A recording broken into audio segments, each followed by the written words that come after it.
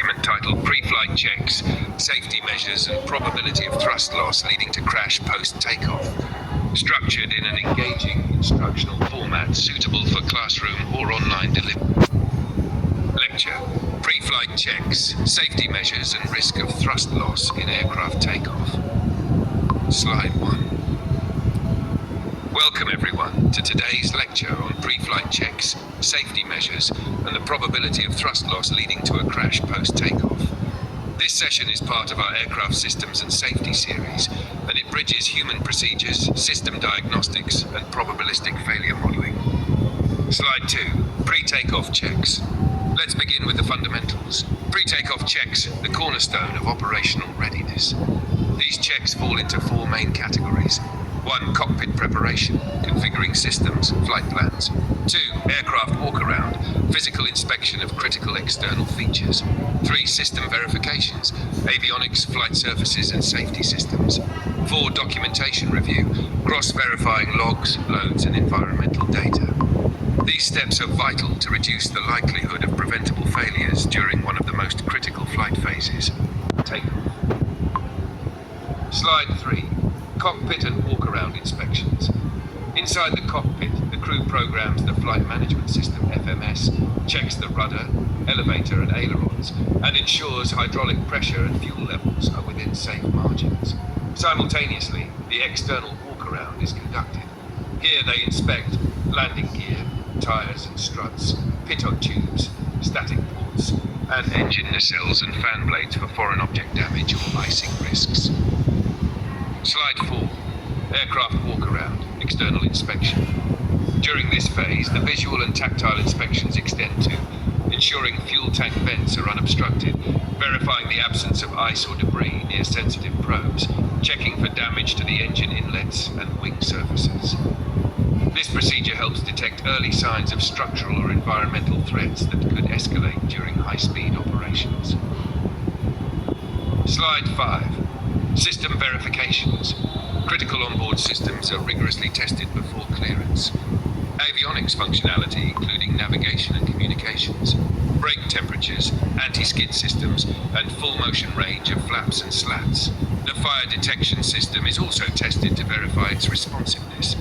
These system checks ensure that the aircraft can react appropriately in emergencies. Slide 6. Pilots and technicians also verify the maintenance release log MLCDL, the fuel log and load sheet, up-to-date weather reports METAR-TAF, NOTAMs, notices to airmen about temporary hazards. These documents ensure procedural compliance and situational awareness. Slide 7. Safety measures. Let's now explore the built-in safety mechanisms designed to contain, detect or correct anomalies. 1. Engine fire detection and extinguishing systems. Automated and pilot-controlled suppression systems. 2. Auto brake and rejected takeoff logic. Supports rapid deceleration if an abort decision is made. 3. Onboard diagnostics, ECAM, EICAS, provide instant alerts and suggested corrective actions. These systems form a digital safety net, mitigating human error and mechanical failure. Slide 8. Causes of thrust loss. Despite checks and safety nets, thrust loss can still occur. Common causes include bird strikes, particularly during low-altitude climb-out, fuel contamination or starvation, compressor stall or flame-out in engines, foreign object debris, FOD, ingestion, severe weather conditions like icing or wind shear. Each of these can lead to rapid, unpredictable thrust degradation. Slide 9. Case studies. 3 notable incidents highlight how these failures unfold. 1. US Airways Flight 1549 suffered dual-engine failure after bird ingestion. The crew executed a textbook ditching in the Hudson River. 2. British Airways Flight 38. Ice crystals blocked fuel flow, causing power loss on approach. 3. Spanair Flight JK5022. Flaps were not deployed, leading to a stall right after takeoff. These examples show how minor oversights or environmental factors can cause catastrophic outcomes. Slide 10. Mitigating low-probability, high-impact failures. These rare but deadly failures are modeled using probabilistic methods, such as failure trees, showing conditional paths from root causes to critical failure, glide path and thrust recovery zones, which guide pilot response strategies post-engine loss.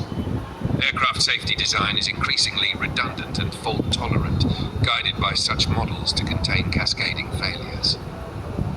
Slide 11. Figures and diagrams. Suggested visuals.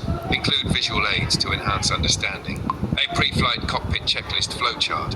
B. Simulation of bird ingestion in turbofan. C. Glide trajectory versus recovery map. D. Fault tree analysis for engine thrust loss.